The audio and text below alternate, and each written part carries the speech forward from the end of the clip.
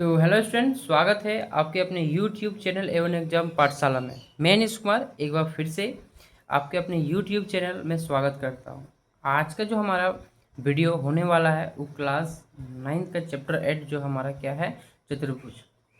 तो सबसे पहले चतुर्भुज के चैप्टर को शुरू करने से पहले हम क्या करेंगे, इसके जो हमारे प्रमेय हैं उसे हम सॉल्व करेंगे, उसे समझेंगे और उसी के अकॉर्डिंग जितने सारे हमारे क्वेश्चंस होंगे इस चैप्टर 8 के सारे को अच्छी तरह से सॉल्व करेंगे।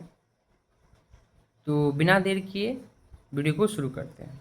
वीडियो को शुरू करने से पहले अगर आप चैनल में नए हो तो चैनल को सब्सक्राइब करें, लाइक करें, शेयर करें और कमेंट में ये बताएं कि हमारे द्वारा जो वीडियो है आपको कैसी लगी। चलिए शुरू करते हैं। देखिए, प्रमेय 1 में, ये प्रमेय हमारा 1 है। प्रमेय 1 में बोला गया है कि किसी समांतर चतुर्भुज का एक विकर्ण जो होता है उसे दो सर्वांगसम त्रिभुजों में विभाजित करता है। ये हमें दिखाना है, ठीक है। अब मैं इसे किस प्रकार से दिखाएंगे, सो आइए समझते हैं। देखिए, समांतर चतुर्भुज बोला गया है तो इसका फिगर कैसे बनेगा, इसका फिगर कैसे बनेगा सो समझेंगे। देखिए यहाँ पे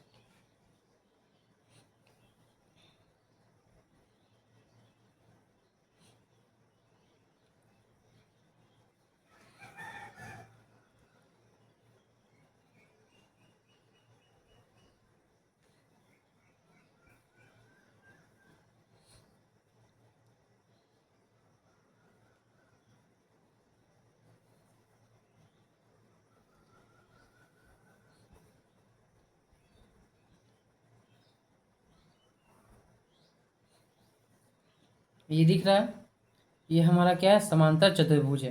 क्या है, समांतर चतुर्भुज है, जिसका नाम जो होगा वो होगा ए बी सी और डी। दिख रहा है।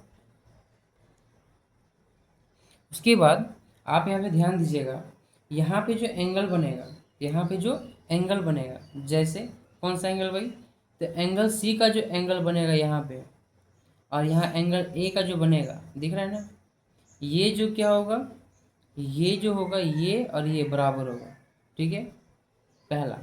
दूसरा में क्या बोला गया है वो ध्यान देना है कि यहाँ पे जो हमारा एंगल बनेगा, ठीक है, और यहाँ पे जो हमारा एंगल बनेगा वो इसके बराबर होगा। क्लियर है। तो सबसे पहले हम लिखेंगे कि दिया है, क्या दिया है वो हमें समझना है। सबसे पहले लिखेंगे हम हल में,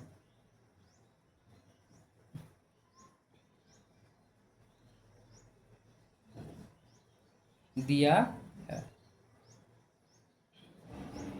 क्या लिखेंगे हम, A B C D, A B C D एक क्या है हमारा, समांतर चतुर्भुज है। ये तो हमें लिखना पड़ेगा, हमने क्या लिया, ए बी सी और डी एक हमारा क्या है, एक हमारा समांतर चतुर्भुज है, समांतर चतुर्भुज है।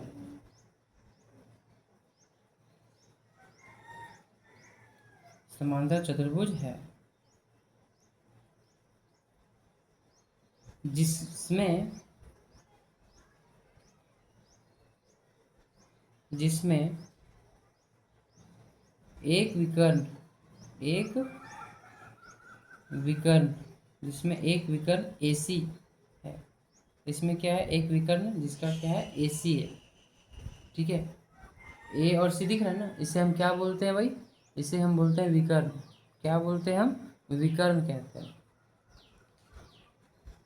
अब हमें सिद्ध करना है, ध्यान दीजिएगा, हमें सिद्ध करना है, करना है, सिद्ध करना है। क्या सिद्ध करना है, सो ध्यान दीजिएगा। अगर मेरा त्रिभुज समांतर चतुर्भुज है, सॉरी हमारा एक चतुर्भुज ABCD समांतर चतुर्भुज है, तो आप यहाँ पे ध्यान दोगे कि यहाँ जो बनेगा ABC जो बनेगा, त्रिभुज ABC जो बनेगा वो क्या हो जाएगा, सर्वांगसम हो जाएगा, सर्वांगसम हो जाएगा। किसका, त्रिभुज CDA का, किसका हो जाएगा, CDA का। क्लियर है। अगर ऐसा है तो हम क्या लिख सकते हैं, लिखेंगे कि सिद्ध, क्या लिखेंगे, सिद्ध। अब इसे हमें क्या करना पड़ेगा, सिद्ध करना होगा। क्या करना पड़ेगा, सिद्ध करना होगा। तो हम किस प्रकार से सिद्ध करेंगे, सो समझिए। देखिए यहाँ पे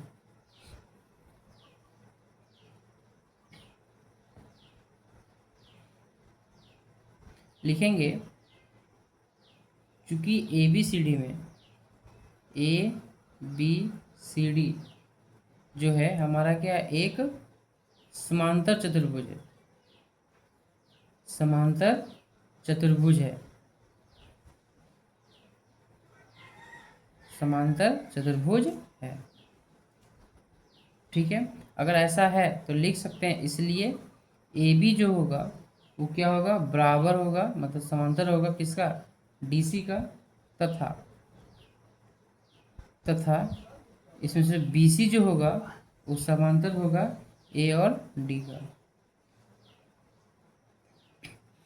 यहाँ तक क्लियर है। अब हम लेंगे त्रिभुज ए बी डी में, डी ने ए बी सी में लेते हैं, तथा तथा त्रिभुज सी डी ए में। तो इसमें क्या लिख सकते हैं हम भाई, देखो यहाँ पे लिख सकते हैं कि ए बी सी दिख रहा है, ए बी और सी, और सी डी और ए दिख रहा है। इसमें क्या लिख सकते हैं हम, इसमें हम लिख सकते हैं कि एंगल बी सी ए जो होगा, बी सी ए जो होगा वो बराबर होगा एंगल डी ए सी का। देखो यहाँ पे क्या होगा, बी सी ए जो होगा वो बराबर होगा किसका, डी सी ए का। मतलब इधर से अगर हम ऐसे आ रहे हैं तो इधर से भी हमें ऐसे आना होगा। क्लियर है। अब क्या हो जाएगा हमारा, अब क्या हो जाएगा सो समझो।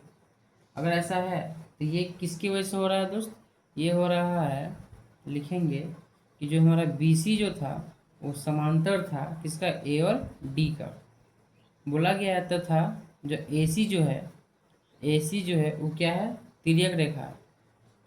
कौन सा रेखा है, तिर्यक रेखा है। क्या है, तिर्यक रेखा है। तो लिखेंगे इसलिए इसलिए एकांतर कोणों के युग्म, कोणों के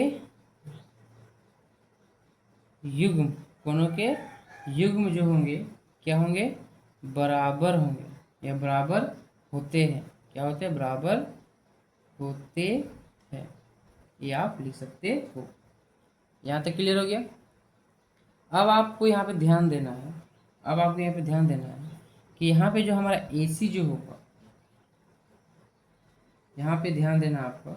हमने तो क्या लिया, हमने BCA ले लिया।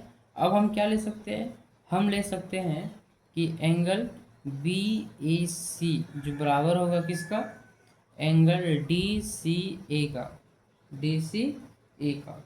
तो लिखेंगे चूँकि ऐसा तभी संभव है जब AB जो होगा वो DC के बराबर हो। ध्यान दो, हमने क्या लिया, BAC BAC और DCA, ये तब होगा जब हमारा AB जो होगा वो किसके बराबर होगा, DC के बराबर होगा। तथा लिख सकते हैं इसमें जो हमारा AC जो है, AC एक क्या है, तिर्यक रेखा, एक तिर्यक रेखा है, तिर्यक रेखा। चलिए यहाँ तक क्लियर हो गया। अब आप यहाँ पे ध्यान दो, ऐसा इसलिए हो गया क्योंकि अब हम आगे लिख सकते हैं कि ये मेरा एकांतर कोण के बराबर होगा। किसके बराबर होगा, एकांतर कोण के बराबर होगा। तो यहाँ पे लिखेंगे इसलिए एकांतर कोणों के युग्म जो होंगे क्या होंगे, युग्म जो होंगे, युग्म क्या होंगे, बराबर होंगे। क्या होंगे, बराबर होंगे या होते हैं। यहाँ तक क्लियर हो गया। तो लिख सकते हैं त्रिभुज ABC जो होगा वो हमारा क्या होगा, सर्वांगसम हो जाएगा त्रिभुज CDA का। तब हम क्या लिखेंगे कि ये किसकी वजह से हुआ, एंगल साइड एंगल सर्वांग समता नियम से, सर्वांग समता का नियम से, नियम से, सर्वांग समता नियम से हम ऐसे लिख सकते हैं। जब ये मेरा हो गया तो हम लिखेंगे, ये मेरा प्रूव हो गया, लिखेंगे अतः, क्या लिखेंगे, अतः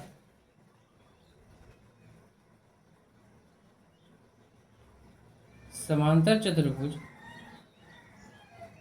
समांतर चतुर्भुज का विकर्ण जो होता है, का विकर्ण, समांतर चतुर्भुज का विकर्ण जो होता है वो उससे दो सर्वांग सम त्रिभुज में विभाजित करता है। जो हमारा विकर्ण जो होगा उससे दो सर्वांग सम त्रिभुजों में क्या होगा, त्रिभुजों में क्या होगा, विभाजित करता है, लिख सकते हैं। तो ये जो हमारा प्रमेय था, ये हमारा जो प्रमेय था ये हमारा जो प्रमेय था वो हमारा प्रमेय प्रूव हो चुका है। ठीक है, और ये प्रमेय आपको कैसा लगा? आज की इस वीडियो में बस इतना ही, और नेक्स्ट वीडियो में हम इसके प्रमेय नंबर 2 को सॉल्व करेंगे। ये क्वेश्चन हमारा प्रूव हो चुका है। अगर आप चैनल में नए हो तो चैनल को सब्सक्राइब करें, लाइक करें, शेयर करें और कमेंट करना ना भूलें। मिलते हैं नेक्स्ट वीडियो में।